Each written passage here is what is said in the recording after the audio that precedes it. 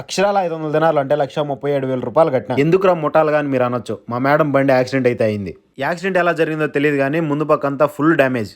ఒక వెహికల్ మాట్లాడి గ్యారేజ్కి అయితే తీసుకెళ్ళాం అనమాట. స్కూల్ డ్యూటీ ఆఫీస్ డ్యూటీ అయిపోయిన తర్వాత మా సార్ నన్ను తీసుకుని వచ్చి ఇక్కడ వదిలాడు. ఇక్కడ చూస్తే డ్యామేజ్ అయిన పార్ట్ను మాత్రమే మార్చారు కానీ ఇంకా దీంట్లో చాలా పని ఉందంట. బండి రెడీ చేయించుకున్న తర్వాత ఇంటికి తీసుకురమ్మని చెప్పేసి నా బండి వేసుకుని వెళ్ళిపోయాడు. అసలు ఇదంతా మీకు ఎందుకు చూపిస్తున్నానో తెలుసా? యాక్సిడెంట్ అనేది కోయటోలు కాకుండా డ్రైవర్ చేస్తే తప్పు లేకపోయినా తప్పు మీద దోసి తలకాయ తినేస్తారు. జీతం కూడా కట్ చేస్తానని బెదిరిస్తారు. టైర్లు, ఇంజిన్ బెల్ట్లు, ఏసీ ఫిల్టర్లు, స్కానింగ్ మిషన్ లాగా డైరెక్ట్ కంప్యూటర్ కనెక్ట్ చేశాడు.